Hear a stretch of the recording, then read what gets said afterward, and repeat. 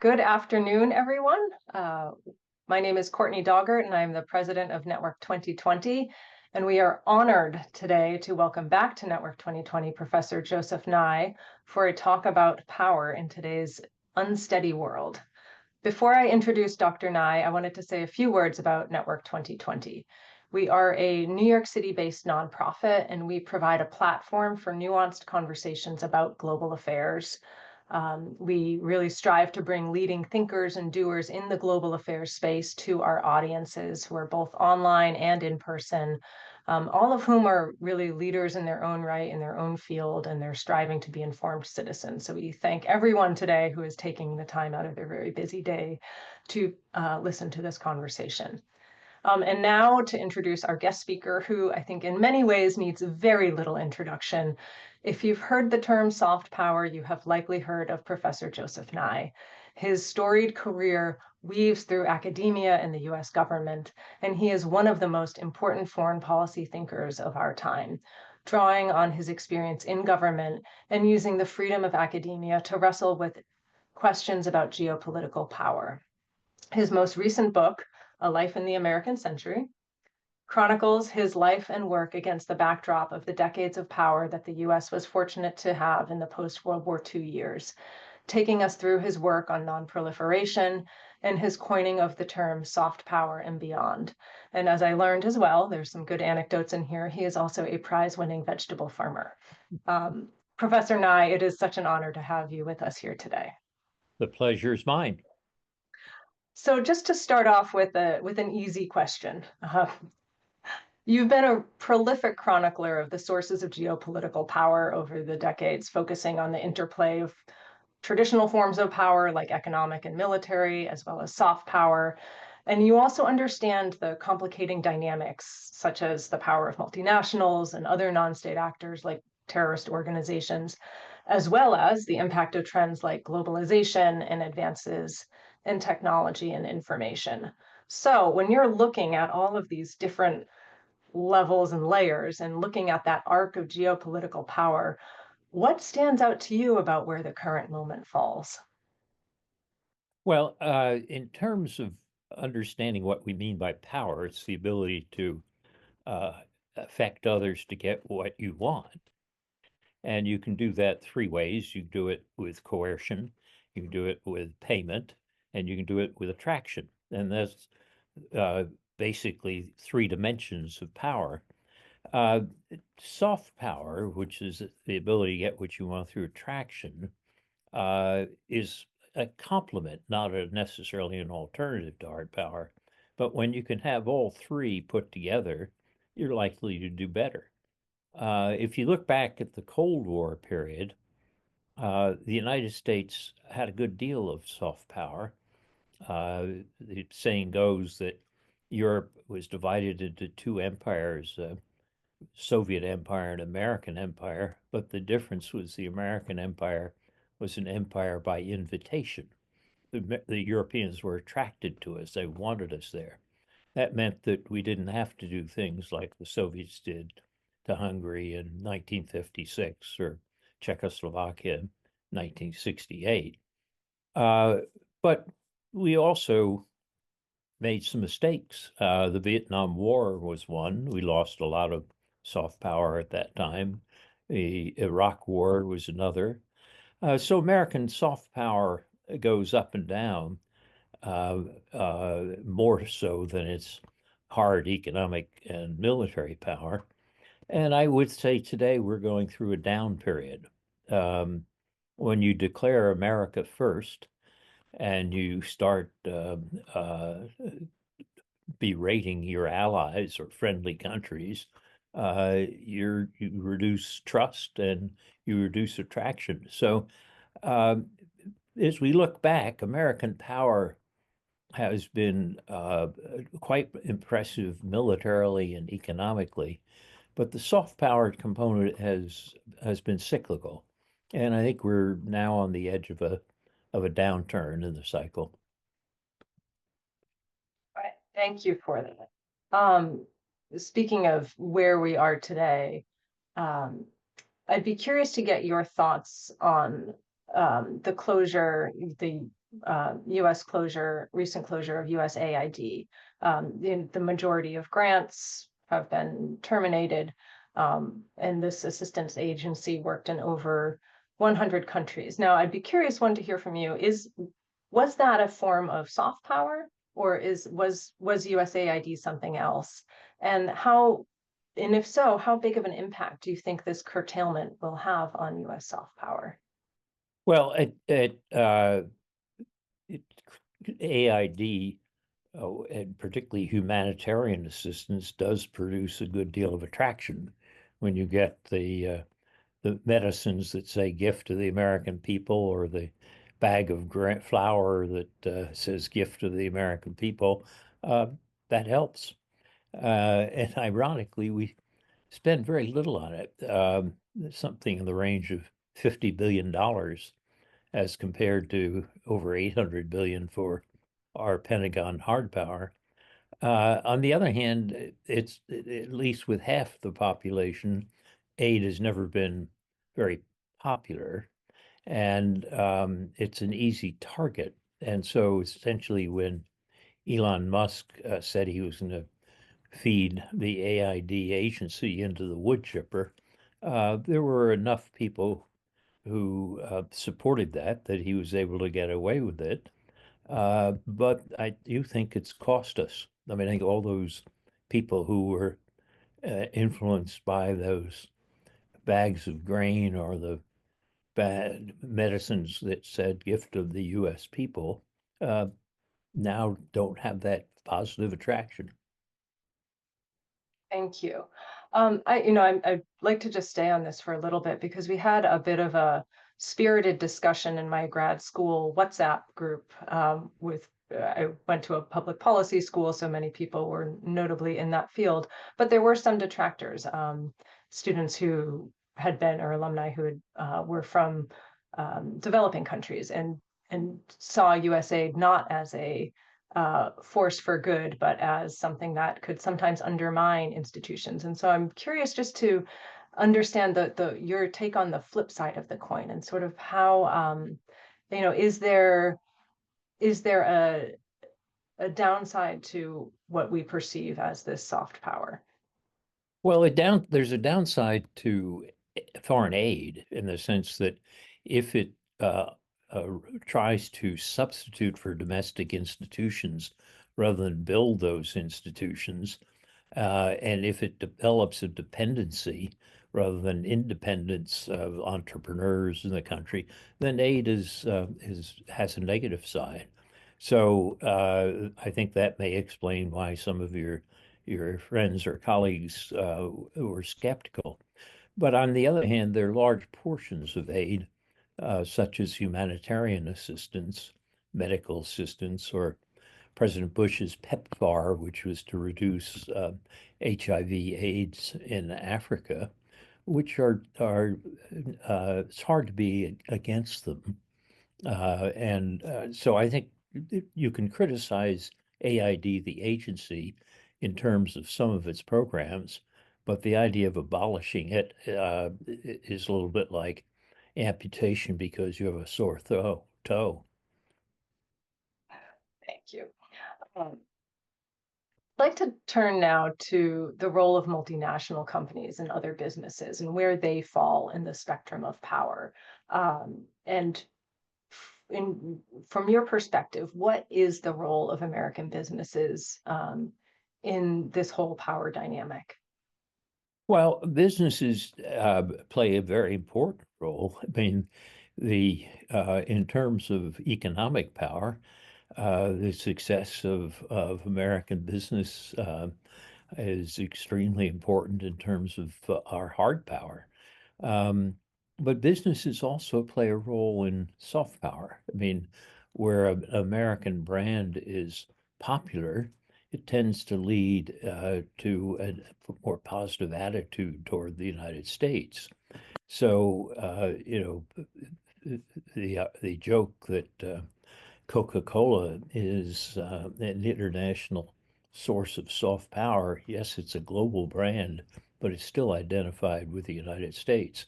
So business plays an important role. Thank you. Um, Recently, we Network 2020 held an event where we were looking at the retreat of the United States from the WHO, the World Health Organization. And one of the points that emerged during the conversation was the role that cities and states play in maintaining the global health infrastructure. And I thought that this was just a really interesting take because as power adjusts, other nodes adjust as well. And so I'm curious, when you're looking at the US role on the world stage, do you see similar avenues of soft power emerging in this current realignment? Are there sort of unexpected things that are bubbling up? Well, remember, a lot of a country's soft power comes from its civil society, not from the government actions. I mean, obviously, government actions affect attractiveness positively or negatively.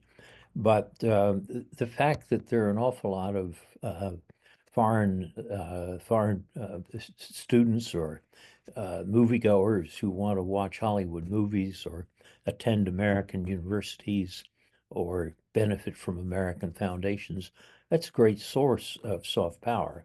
So even when the government does stupid things, that positive element from civil society is still there. So the more that foundations, nonprofits, and others are directly involved in helping other countries, the better for American soft power. And even though I think we're going through a period where, under the Trump administration, our governmental soft power going to be in a recession, it's not necessarily true for our civil society. Thank you. That's a great point and a good reminder. Um, when we last spoke 4 years ago, it's U.S. China relations seem to have gotten worse. I'd be curious to get your perspective on where you see the relationship these days and how China is reacting to the current U.S. approach to the world. Well, I think that you're right that the U.S.-China tensions have gotten worse. I think there is a built-in cause of tension between the U.S. and China, which is that China is a rising power, and uh, they pose a challenge to the United States. They'd like to be dominant in Asia, and the Americans regard ourselves as a Pacific country. After all, one of our states is in the middle of the Pacific Ocean, and some of our close allies, like Japan and South Korea and Australia, are uh, obviously on the borders of China or in the region of China. So there are causes for tension, uh, but they can be managed. And unfortunately, I think the management part has been getting worse rather than better. Why do you think that is? Well, it'd be nice to be able to blame the Trump administration in its first term for that, but in fact, I think it's more accurate to blame China. After the American recession in 2008, 2009, which was caused by Wall Street, the Chinese decided that the United States was in decline, and they dropped Deng Xiaoping's policy, which was to take your time, and became more assertive, more aggressive. And that assertive foreign policy created anxiety among many of Americans' allies. And it also led to Chinese actions like uh, militarizing artificial islands in the South China Sea that went directly against what they told us they wouldn't do. So well before Trump came in to office in 2017, there was already beginning to be tension growing between the U.S. and China, and I think I think the Chinese share blame for that. Trump came in and with tariffs and rhetoric, he poured gasoline on the fire, but the Chinese lit the fire. So, if you were in the position of advising an administration right now on how to best manage this relationship, what would you recommend doing now that things seem to be on fire, as you say? Well, I think the key question is to make sure that neither the U.S. nor China miscalculates. Um, and that means that the areas where there could be miscalculation, particularly Taiwan or South China Sea, we have to be clear about our deterrent capability so that if Xi Jinping thinks that, well, now I'll try this, he has to say, well, wait, maybe it's not such a wise idea. I might not win.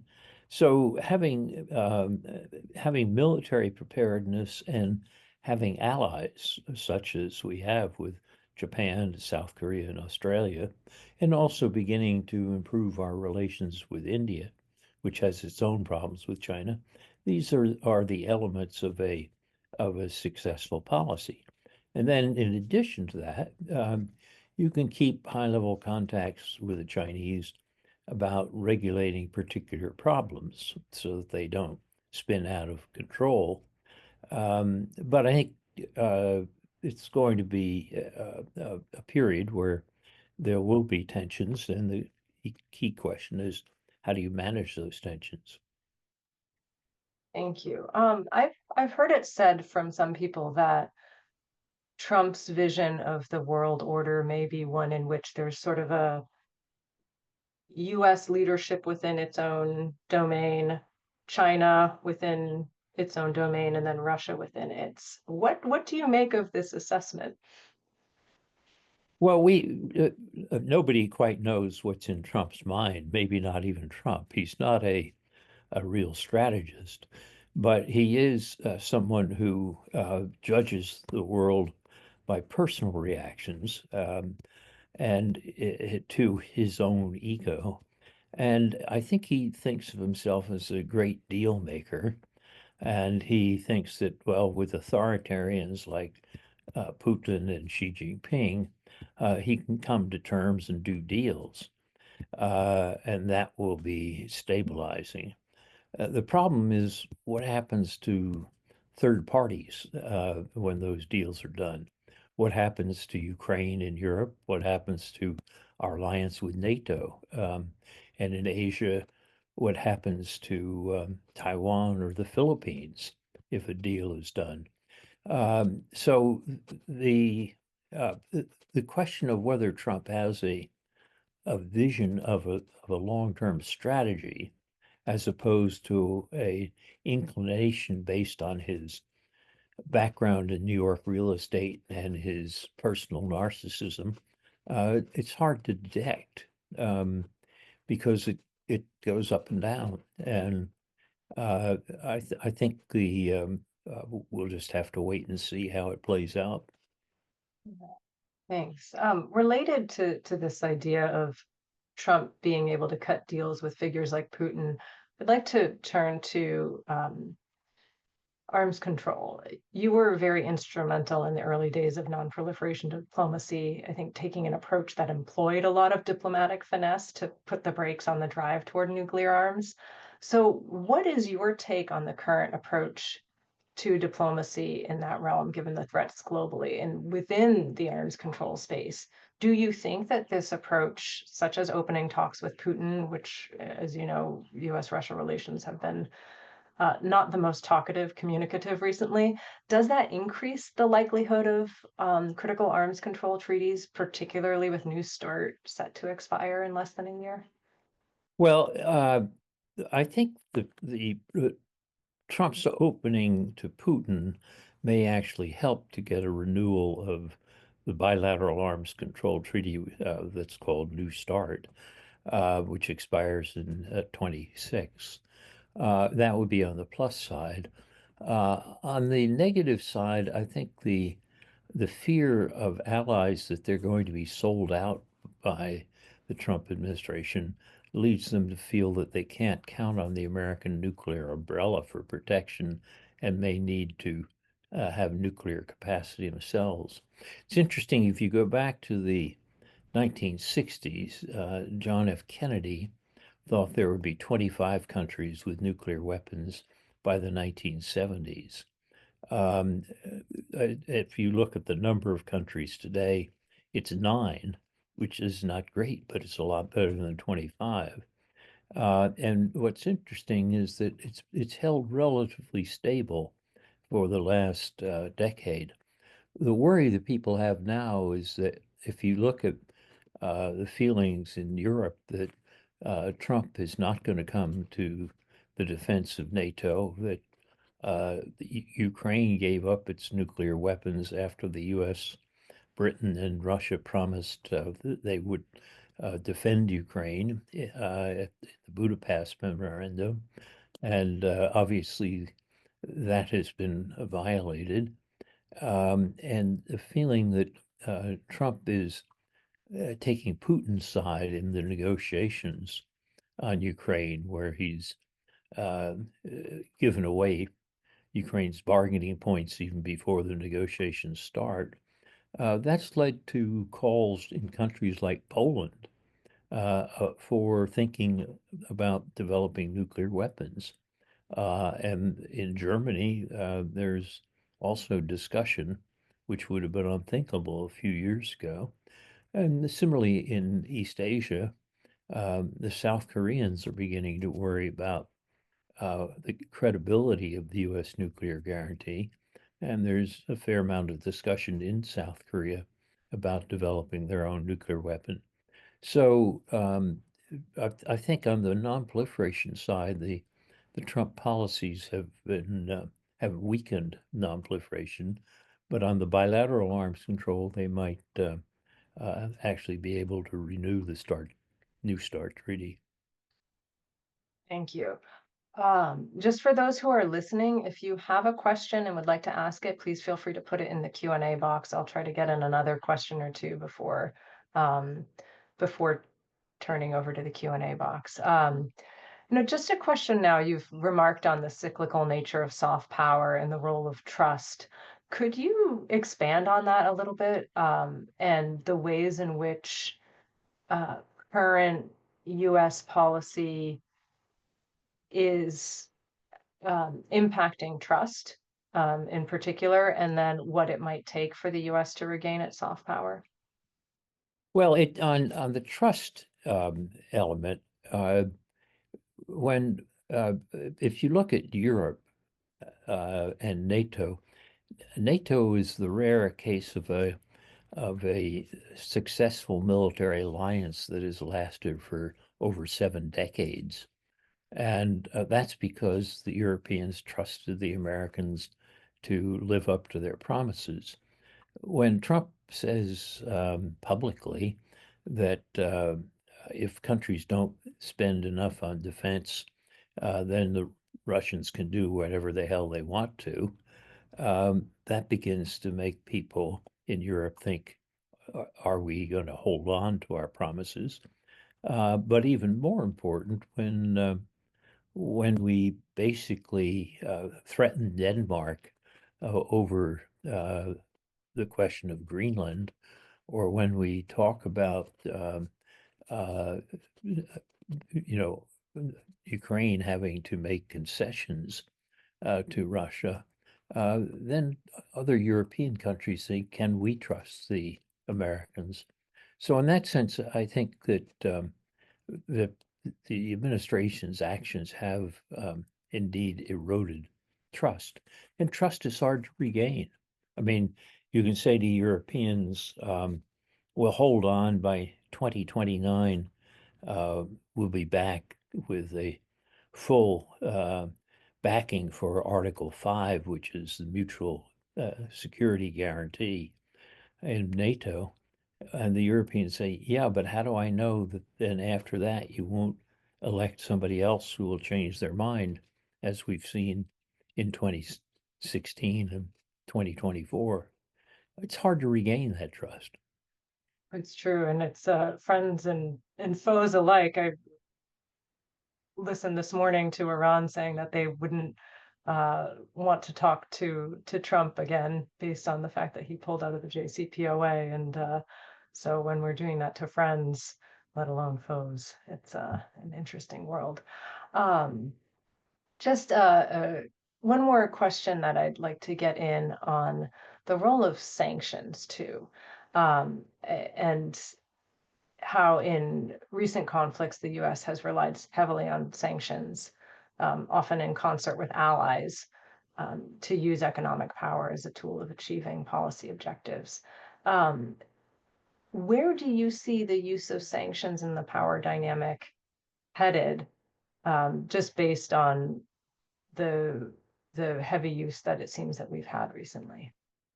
Well, sanctions are always an imperfect instrument.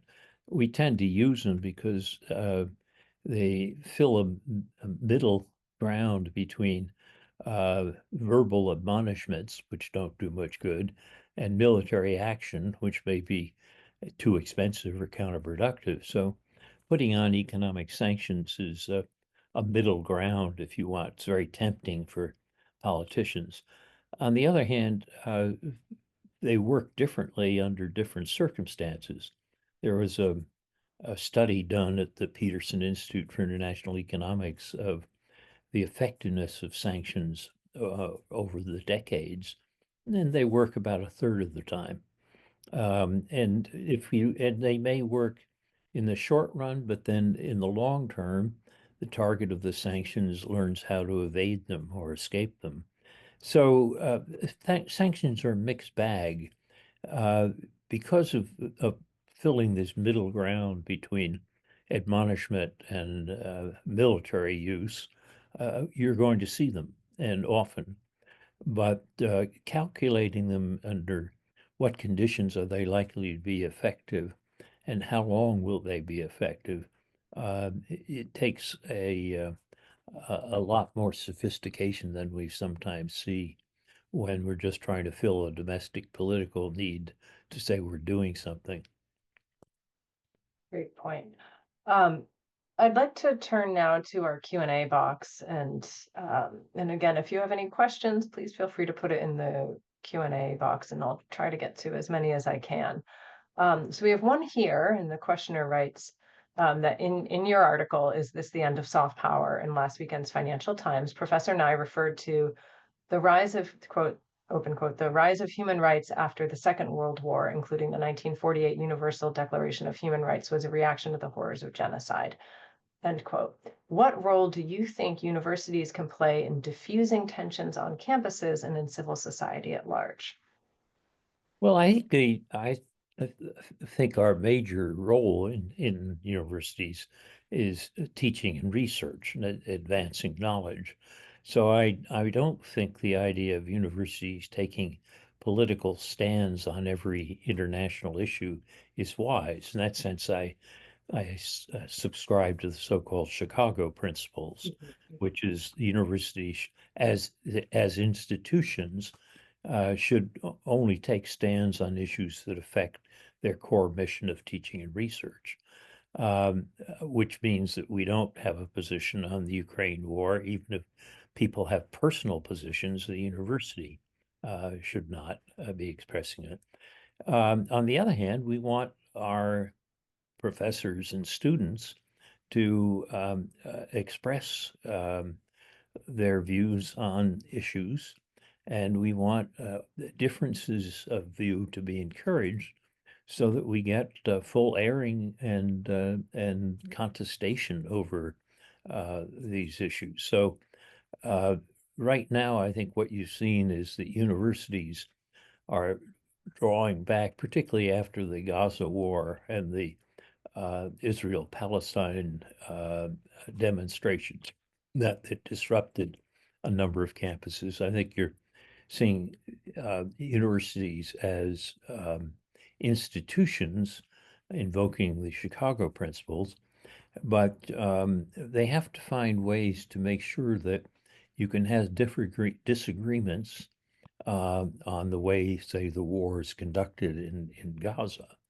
And what worries me is that two things worry me. One is that when protesters prevent free speech or threaten each other, that violates what's sometimes called the time, place, and manner of free speech, and that should not be allowed.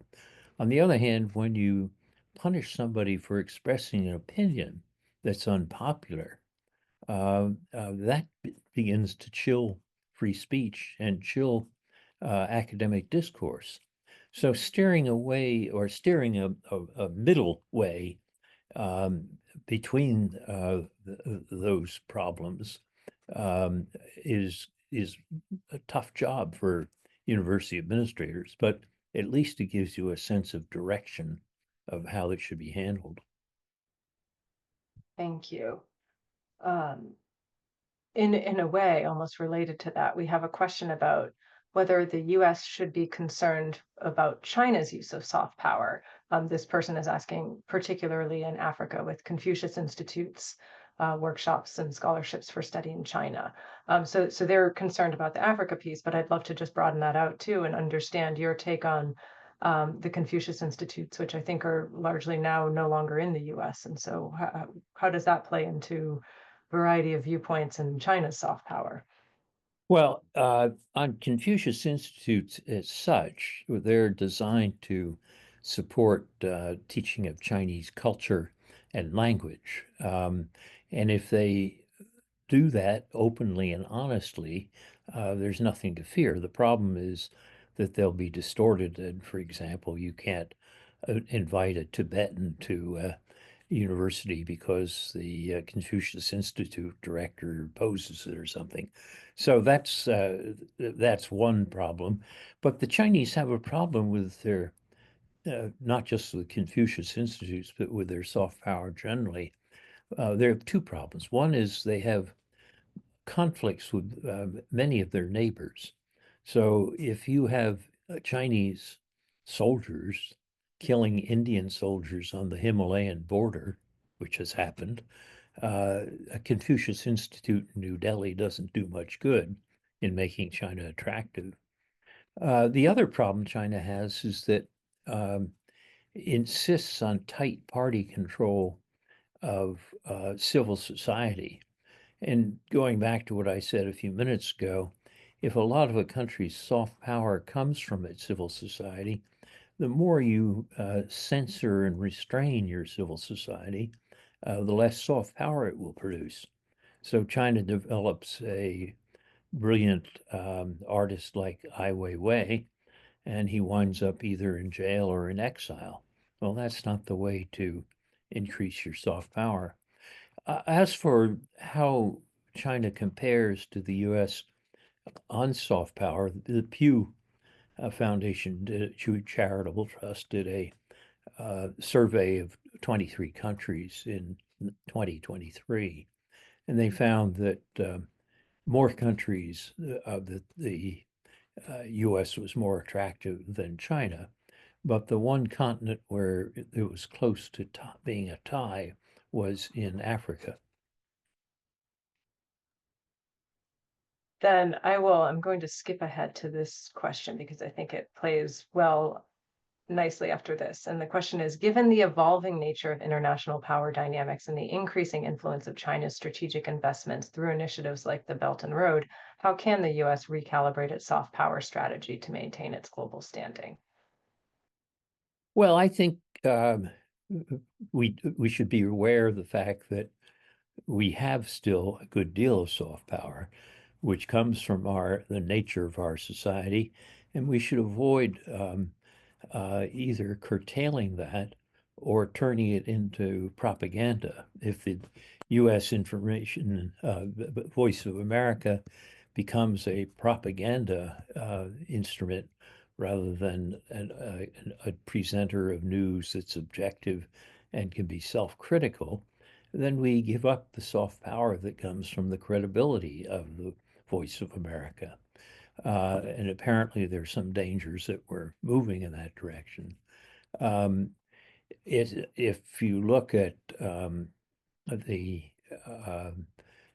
the AID, which we've already discussed, curtailing the humanitarian aid programs really doesn't make sense. And there, the question is, I doubt that they'll be able to restore or be willing to restore AID as an agency, but within the State Department, they should be reorganizing or setting up something that does the same job of humanitarian assistance. So there are things that that we can do to help our soft power resources. I'm not sure we're going to do them. We do have a question that takes off on your last point, which is if USAID was to be restructured and refunded, commensurate with President Kennedy's vision as articulated in 1961 when it was created, what activities would you suggest be continued and which should be discontinued in order to enhance US soft power?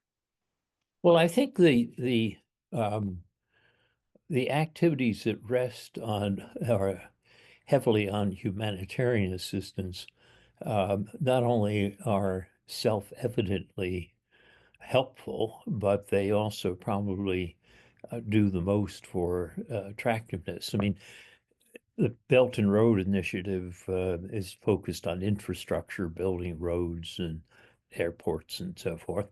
And we should do some of that. But I think I would place my top priority on humanitarian assistance. It's interesting that it was George W. Bush who developed what is called PEPFAR, which was a program to help do and treat AIDS in Africa. And by most scientific estimates, it saved millions of lives.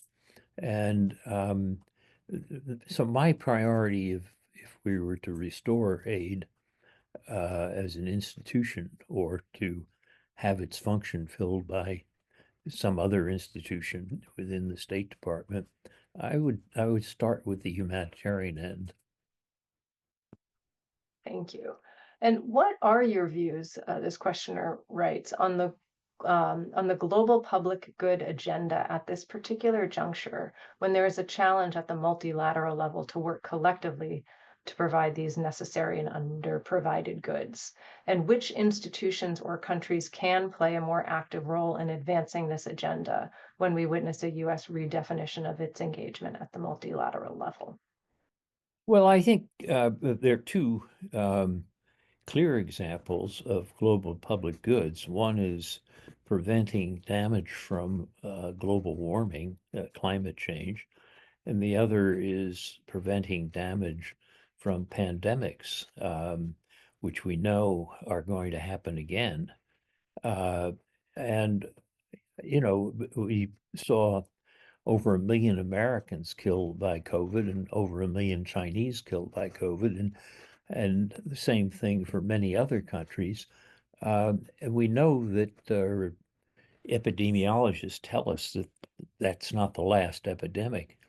And in those circumstances, being able to organize others to share scientific information, early warning systems, and so forth is in our interest, but it's also in the global interest.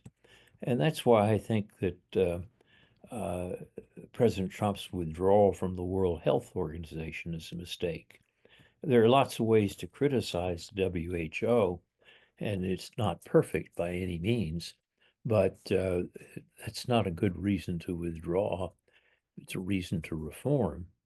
And similarly, President Trump's withdrawal from the Paris Climate Accords and calling global climate change a hoax, that's not the way to mobilize opinion to deal with the long-term damages that are going to be done by climate change. So those are two concrete examples. Thank you. We're getting a couple of questions here about the role of AI. We have someone wondering about whether you could comment on AI and soft power. They write, in their intro that AI offers an expansion of human potential, but also dangers to human rights, thinking of issues such as surveillance and control. So could you comment on the use of AI and soft power? And another wanting to know how America can lead the world into the AGI era of artificial intelligence when the world prefers the rules of such an era being set by a democracy rather than a theocracy or an autocracy. Well, AI is a fascinating technology, and you have to want to distinguish between the AIs we have now, large language models for generative AI, and the fears that people have or hopes for AGI, artificial general intelligence, in which you'll have agents, artificial agents, which are superior to human agents. And we have enough problems with the first of those, and trying to think ahead to the second is going to be very difficult. But it makes sense to have international discussions of the future of AGI, and the British have held a number of conferences on this. It's interesting that President Biden and President Xi Jinping agreed to set up a bilateral discussion of AI. And I think the hard part comes when you ask, how would you really regulate it when it's so easy for anyone to, it's not easy for anyone to spend millions of dollars on training a foundational model. But if you take a derivative model or an agentic model, it's not that costly. And how you prevent that, particularly when some of the technology is in open source, we really haven't thought that through. We have a group called the Aspen Strategy Group that Condoleezza Rice and I co-chair, and we met last summer in Aspen looking at artificial intelligence and national security. And the group, which included real experts, I'm not a real expert, basically agreed that governments had to do more. But it began to get a little bit fuzzy when you said, well, exactly what should they do? How do you prevent the transmission of an algorithm? It's not like nuclear proliferation where you can say, don't allow an enrichment or reprocessing plant to be built. Those are large and lumpy, and algorithms are just a few electrons away from anywhere. So, there are real problems with governmental control or intergovernmental control of AI.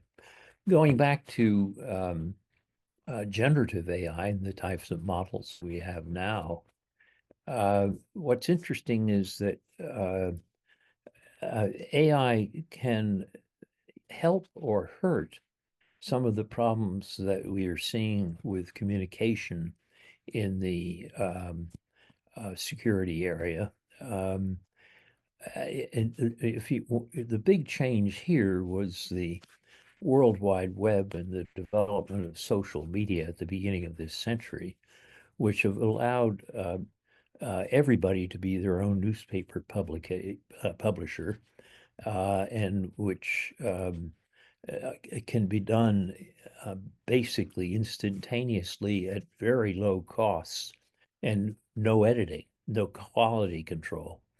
And this means that we have a fragmentation of audiences and public opinion, which has contributed to the polarization of politics. And AI can exacerbate that by, let's say, by creating bots which use AI. You can do more to swamp the social media with bots and misinformation. But AI can also help in the sense that it can detect when it's likely that a algorithm has been used which has this negative application. And we're going to have to learn to apply AI if we're to cope. So the question opens up a whole program in and of itself, and the answers are not yet fixed, but at least we have a general sense of direction. Thank you. And we have another questioner who asks, what, in your opinion, is the primary challenge in working towards an AGI equivalent international treaty such as CTBT or MTCR? Well, I think that, I mean, go back over what I said, it's very hard to know how you would do a treaty for AGI. You could say, thou shalt not build algorithms which exceed human capacity. And I don't know how you're going to be able to prevent that. Or you can say, I don't want any either AGI or AI dealing with nuclear command and control, because we know that AI can make mistakes. So there may be areas where you can get a willingness of governments to say, we won't do this. After all, on biological weapons, we don't have a perfect verification, but the taboo of producing BW has probably had some effect of slowing it down. And you may be able to do with AGI something along those lines. It's very hard to see how you would police it or what kind of verification you would have. Nonetheless, it may be worth having statements of general principles, even if you can't uh, do what Ronald Reagan used to call trust and verify. Well, and it seems to be an interesting situation too, because unlike things like you're saying, like nuclear proliferation, this is something that it requires governments and the private sector to be working together towards. Yes, very much so. And there has been discussions between private companies and government, but we still haven't seen a framework which is widely accepted. Question here, someone asks, how do most countries perceive American soft power in light of scandals and revelations surrounding U.S. agencies? I think the questioner writes, particularly considering recently surfaced documents on USAID activities and financing of civil society. And I think this is in regards to perceptions of regime change. Well, I think the problem there are problems which arise from government actions which antagonize people in other countries. But notice that a lot of soft power depends on the eye of the beholder. A program that uh, let's say, strengthens democracy, something from the National Endowment for Democracy or the International Republican Institute, so forth, um, may actually make the United States more attractive in New Zealand or Kenya, but it may make the United States much less attractive in Saudi Arabia or Iran. So soft power is the ability to attract. Not everybody is attracted by the same things. And sometimes a program which leads to attraction in one setting can lead to destroying attraction in another. So I think as one develops a program, one has to think through what are the different uh, attractors and what are the costs and benefits of the program on net. Thank you. And related to that, you mentioned this questioner asks about see if I can find this question, that soft power from civil society can be stronger than at a governmental level. And so, I mean, is that related in a way, that the fact that if you have the soft power of attraction and you have a robust civil society that is left to do its own thing, that therefore becomes more attractive? And so I guess in this case, the questioner is asking, in what ways can you see civil society revving up or increasing soft power at the moment and in the future? Well, one of my favorite examples on this is the Vietnam era, where American government policy of conducting the war in Vietnam was wildly unpopular around the world, and people were marching through the streets and demonstrating against the U.S. But what was interesting to me is that they were singing Martin Luther King's "We Shall Overcome." So, an anthem from American civil society uh, was used to protest American policies, which meant that even though the government wasn't attracting foreigners, the openness of our descent and tradition of democracy in the United States was attracting. Or if you take it to the current day, um, there may be people who have strong views against certain government actions, but they still want to come and attend Stanford, or they still want to watch a Hollywood movie, or they still want to get a grant from the Bill and Melinda Gates Foundation. So our civil society can play an important role. And it can either reinforce what the government's doing or can be counter-cyclical. And related to that question here, the questioner asks, I am curious if Professor Nye has thoughts on the extent to which US-based civil society might also be adversely affected by recent policy changes.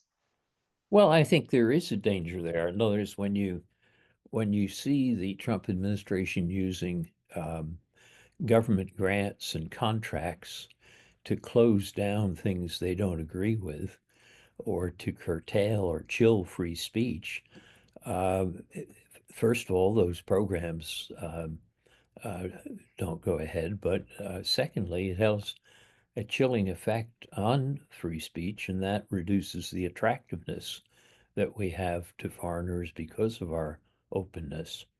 So there is a problem. And I'll see if I can get in a last question or two. In the connection between globalization and soft power, one can argue that soft power is more relevant in an era of globalization, and it seems now that we're in a retreat from globalization, with more nation-centered economic and security policies. Does this shift reduce the relevance of soft power?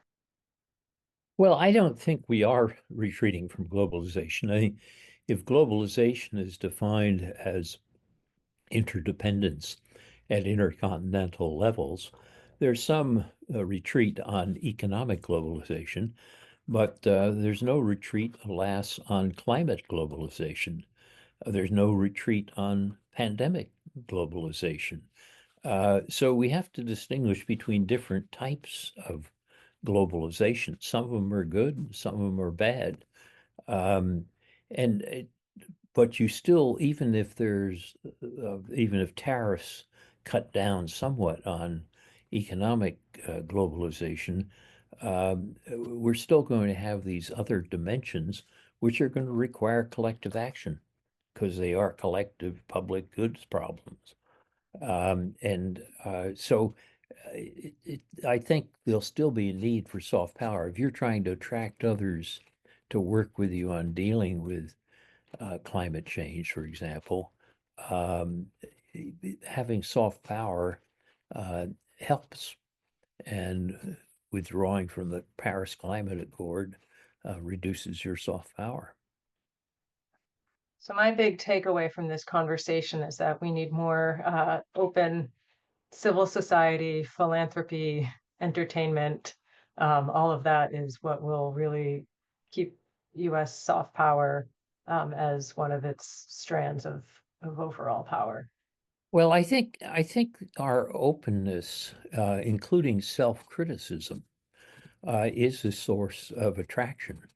And it leads me to have a degree of optimism, though very guarded. In that new memoir that you mentioned at the beginning, I conclude it by saying, I end with a faint ray of guarded optimism. That's not a strong statement, but it does say that I'm on the positive side rather than the negative side regarding the future. On that note, my dogs are barking. Apparently, somebody's at the doors, so we will not be able to say much beyond this. But I just wanted to say thank you, Professor Nye. It made such a great deal to us to have you here with us today. And we do have, for those of you who are listening, an event next week with Dr. Richard Haas, where we will also be looking at the new rules in the U.S. in a shifting world order. So we're just so pleased to have been able to have this conversation with you today. Thank you so much. I hope the book and thank you. I appreciate it, and thanks to everyone who was online. Well, thank you, Courtney. Bye-bye. Bye.